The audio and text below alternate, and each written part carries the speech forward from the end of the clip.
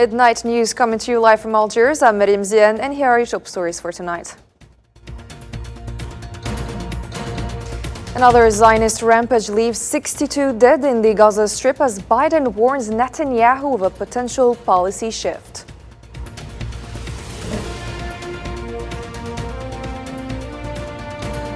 Next, Algeria urges peaceful solutions for Myanmar crisis at UN Security Council meeting.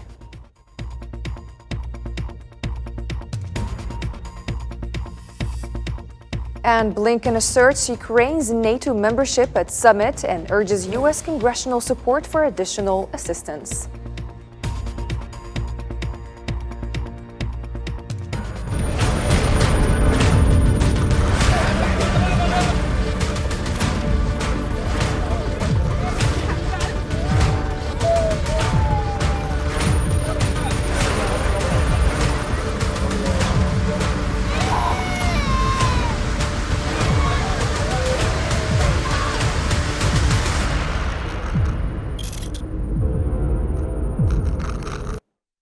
Welcome again to the program. Palestinian Ministry of Health in Gaza said that the occupation committed 6 massacres during the past 24 hours, killing 62 martyrs and injuring 91.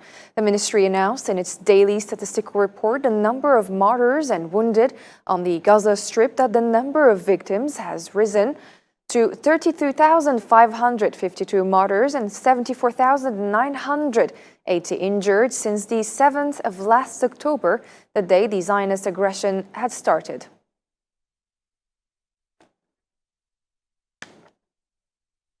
And U.S. President Joe Biden warned the Zionist occupation's Prime Minister Benjamin Netanyahu that U.S. policy in Gaza could change if the occupation military does not do more to improve the humanitarian situation. The White House said Thursday that Joe Biden told Netanyahu during a phone call that the occupation strikes on humanitarian workers and the overall humanitarian situation are unacceptable. Still within the same context, U.S. Secretary of State Antony Blinken said on Thursday that Washington's policy on Gaza depends on immediate action by the occupation to improve the humanitarian situation and the safety of innocents in the Palestinian enclave. Let's take a listen. President Biden spoke a short while ago with Prime Minister Netanyahu. The leaders discussed the situation in Gaza. The president emphasized that the strikes on humanitarian workers and the overall humanitarian situation are unacceptable. He made clear the need for Israel to announce a series of specific, concrete, and measurable steps to address civilian harm, humanitarian suffering, and the safety of aid workers. He made clear that U.S. policy with respect to Gaza will be determined by our assessment of Israel's immediate action on these steps. He underscored as well that an immediate ceasefire is essential. Australian Prime Minister Anthony Albanese said the occupation's explanation for the death of 7 aid workers in Gaza, including an Australian woman, was not good enough. Albanese added that he had demanded full accountability over the incident and conveyed to Netanyahu in very clear terms that Australians were outraged by the death of the Australian woman, by this tragedy of this fine Australian.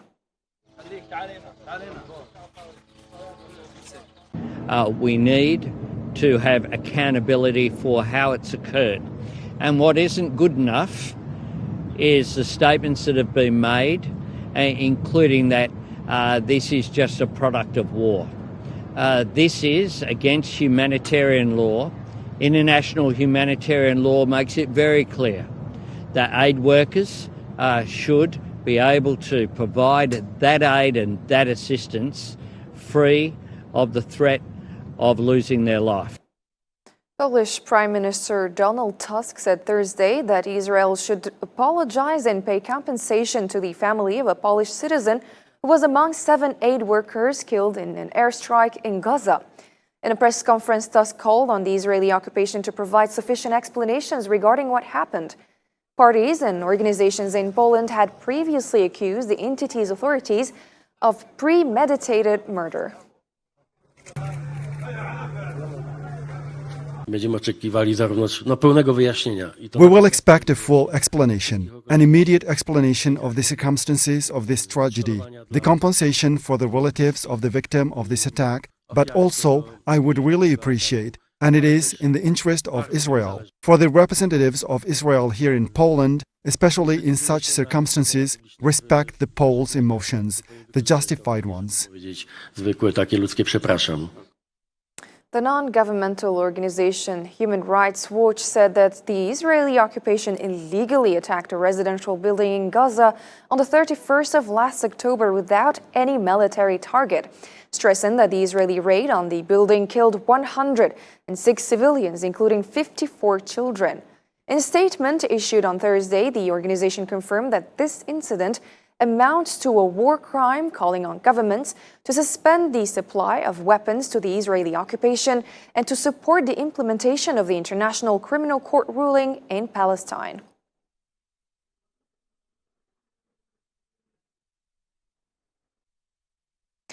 Hebrew newspaper exposed harrowing accounts of torture and human rights abuses inflicted upon Palestinian prisoners from Gaza in a clandestine detention center since October 7th.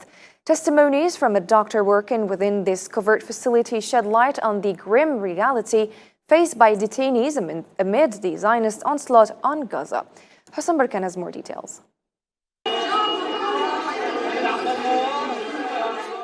Comparable to Guantanamo, a clandestine Sadi Teman prison in the Negev desert was swiftly established by the Zionist authorities at the outset of the extermination campaign on Gaza, with the aim of incarcerating numerous strip residents. Testimonies from an anonymous doctor working within this facility unveiled egregious violations of prisoners' rights and dignity. The unnamed doctor lamented facing profound ethical dilemmas since the prison's inception, highlighting the disregard for legal provisions concerning the treatment of detainees. Shockingly, metal handcuffs instead of plastics are routinely employed, resulting in the amputation of prisoners' limbs due to untreated wounds. Unfortunately, since the construction of this prison, I, as a doctor, have faced several ethical dilemmas, and I wrote this letter to warn that we do not respect any provision of the laws regarding the detention of illegal combatants. Inadequate medical supplies, irregular access to medication, malnutrition, and poor sanitation conditions within the prison has exacerbated detainees' suffering. Even healthy prisoners experience rapid weight loss, while those with chronic illnesses like epilepsy are denied proper treatment, further exacerbating their plight. Putting iron chains on the legs of Palestinian prisoners from Gaza causes them to be amputated after sustaining wounds that become infected and remain untreated. Just this week, we had to amputate the legs of 2 prisoners, and unfortunately, there is talk of ordinary incidents that violate the law. The doctor's testimony underscores the systematic abuse and neglect endured by Palestinian prisoners within this clandestine detention center, exposing the brutality of Zionist regime's treatment of detainees. Osama Hamdan, a prominent Hamas leader, denounced the Zionist military's attack on Al-Shifa hospital in Gaza, labeling it as an epitome of brutality. Hamdan emphasized the urgent need for international intervention to halt such atrocities, criticizing the insufficient response from global powers. إن سياسة الإرهاب والتخويف والقتل التي يعتمدها الاحتلال ويمارسها. The occupation's policy of terrorism, intimidation, and violence against relief teams demands a strong international response. Mere statements won't suffice. There must be a deeper investigation into the root causes of these atrocities. The perpetrator is evident, yet remains indifferent to our appeals and demands. على الاستهداف البشع لهذه الفرق. Hamas spokesperson Osama Hamdan disclosed that ceasefire talks have hit a stalemate due to the uncompromising stance of the Zionist government. Despite Hamas's willingness to engage constructively, negotiations remain stagnant, heightening concerns over the ongoing conflict's resolution. Let's take a listen. لقد تم في ساعة متأخرة من ليلة أمس Last night, mediators in Egypt and Qatar were briefed on the movement's unwavering stance, a position firmly communicated since March 14th. Despite concerted efforts, negotiations have hit a standstill, with little progress to report. Hamas has demonstrated considerable flexibility in the talks, aimed at reaching an agreement, but the Israeli occupation remains obstinate, refusing to acknowledge the national aspirations of the Palestinian people. والقبول بمطالب شعبنا الوطنية. Spokesperson for the Al-Quds Brigades, Abu Hamza, reaffirmed the commitment of Palestinian resistance factions to combat the Zionist aggression, Stressing their determination, Hamza asserted that the battle extends beyond Gaza's borders, encompassing the broader Palestinian territories and beyond. ولن تقف المعركة عند حدود وجغرافيا فلسطين فحسب. The commitment to defending Palestine transcends its borders, echoing the sentiment shared by the Axis of Resistance leadership. This resolve isn't mere rhetoric, but a tangible reality, evident in operations spanning from Gaza to Jenin, Tulkarm, and across the esteemed West Bank, and extending further to Yemen, Iraq, and Lebanon. We refuse to stand idle as our revered messenger is vilified and the sanctity of Al-Aqsa Mosque desecrated, or as attempts are made to partition and ultimately Judaize Al-Quds. بما يؤدي إلى تهويدها لاحقا. In the same context, Abu Hamza called for more international or for more mass participation and mobilization for supporters in Arab and foreign capitals worldwide to besiege Israeli and U.S. embassies worldwide. This call to action underscores the ongoing resistance against occupation and solidarity with the Palestinian cause. نحيي جماهيرنا العربية الأبية الحية. We extend our greetings to the brave Arab masses in Jordan and Amman who raise their voices in solidarity, led by lawyers, doctors, and intellectuals. To them, we, Al-Quds Resistance Brigade, express our close support and pride in their actions. The resonance of their voices echoes strongly in Gaza and is spreading to Egypt, Tunisia, Algeria, Kuwait, Bahrain, and other nations, with the resolute message: our Arab brethren stand steadfast, and the bloodshed in Palestine is rekindling the spirit of millions. Do not falter or fear blame, for God's justice prevail. فانفروا ولا تخشوا في الله لومة لائم.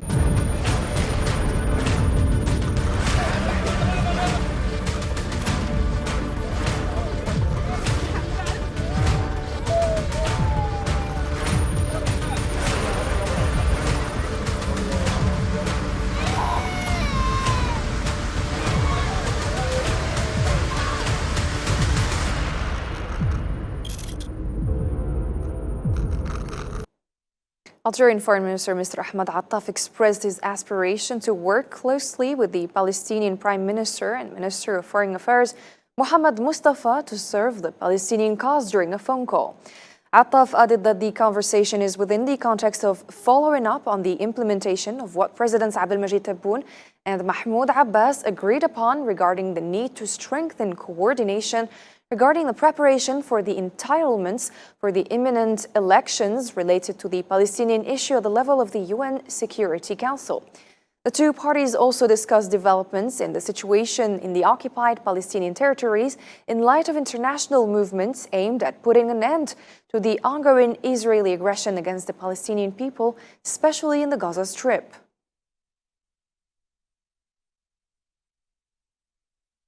On Thursday, Algerian Foreign Minister Ahmed Attaf received a number of family members of Algerian citizens in the Gaza Strip. A statement by the Algerian Foreign Minister explained that the meeting was devoted to reviewing the endeavors made by the Algerian authorities with the aim of being able to overcome the obstacles hindering the evacuation of Algerian nationals stranded in the Gaza Strip since the beginning of the Israeli aggression, in coordination with Egyptian authorities and the International Committee of the Red Cross.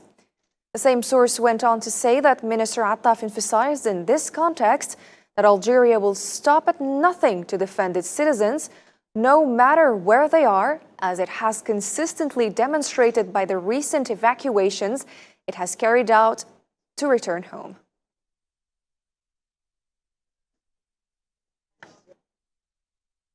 In Iran, the death toll from the attack on two security centers southeast of the country has risen to 10, according to Iranian state television.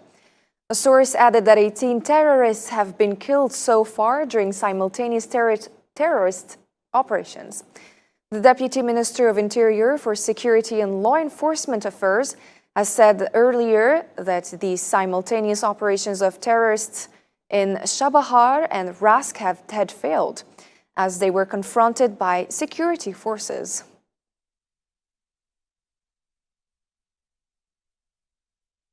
Algeria voted during the 55th session of the UN Human Rights Council against a draft resolution submitted by the Western Group on Human Rights Situation in Iran. In a speech during the session, Algeria's permanent representative in Geneva stressed that his country lays special emphasis on the importance of addressing human rights issues at the global level through a constructive, comprehensive, non-politicized and non-selective approach, underlining on the occasion Algeria's firm commitment to promoting and protecting human rights. وتؤكد الجزائر على أهمية معالجة قضايا حقوق الإنسان على المستوى العالمي. Algeria reaffirms the importance of addressing human rights issues at the global level through a constructive, comprehensive, non-politicized and non-selective approach, and addressing human rights issues in a fair, equal and credible way throughout the whole world. My country's delegation renews its opposition to the resolutions relating to the states which don't enjoy the approval of the concerned state, such as this resolution, as its adoption as part of a unilateral point of view will contribute in perpetuating conflicts instead of real dialogue and cooperation. The representative of Algeria in the United Nations Security Council expressed concern about the continuing dire situation in Myanmar, which is impacting civilians across the country, including in Rakhine State. Algeria's representative called for finding peaceful and comprehensive solutions to Myanmar's challenges, while emphasizing the importance of respecting the principles of non-interference and respect for sovereignty, stressing that dialogue is essential. Algeria is deeply concerned by the continuation of the disastrous situation in Myanmar. This situation has an impact on civilians throughout the country, particularly in the state of Rakhine. This situation has increased the number of displaced persons and refugees in the region. It has also exacerbated the humanitarian situation, which was already so calamitous for the Rohingya. In this regard, Algeria believes that peaceful global solutions must be found to the challenges in Myanmar, and this is of crucial importance. Algeria reaffirms the importance of the principles of non-interference and respect for national sovereignty. We also believe that dialogue is fundamental between all protagonists, who must exhibit restraint by ceasing all acts of violence. The Somali government announced on Thursday the expulsion of the Ethiopian ambassador over a port deal dispute. The Ethiopian government's ambassador to the Federal Republic of Somalia was sent home for consultations, and Mogadishu is also ordering to shut down the Ethiopian consulates in the Somaliland region and the Puntland region, as well as the departure of their diplomats and staff.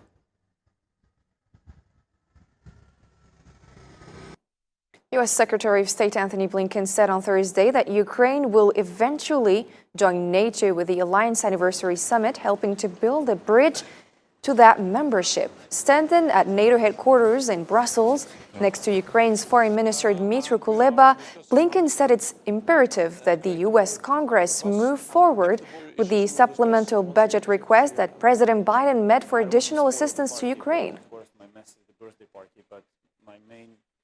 Ukraine will become a member of NATO. Our purpose at the summit is to help build a bridge to that membership and to create a clear pathway for Ukraine moving forward. We've done a lot of work on that over the last couple of days here in Brussels, a lot more work to be done between now and the summit, but we will see, I think, in the summit very strong support for Ukraine going forward in its relationship with NATO. But we're equally focused, as I said, on the immediate and on Ukraine's needs today, tomorrow, the day after, to help it withstand this ongoing aggression from Russia. More international news with Nabil Khazini. U.S. Treasury Secretary Janet Yellen arrived in China's southern factory hub of Guangzhou on Thursday. The visit aims at restoring stability to relations between Beijing and Washington. The Treasury Secretary previously stated that her country seeks to coordinate with China to overcome differences, not separate the two economies, and combat money laundering and illicit financing. Rescue efforts are underway in Taiwan after a 7.4 magnitude earthquake struck the island's eastern coast, killing at least 9 people and injuring more than 900. Some 127 people are trapped in collapsed tunnels and on mountainous roads along the rugged coastline.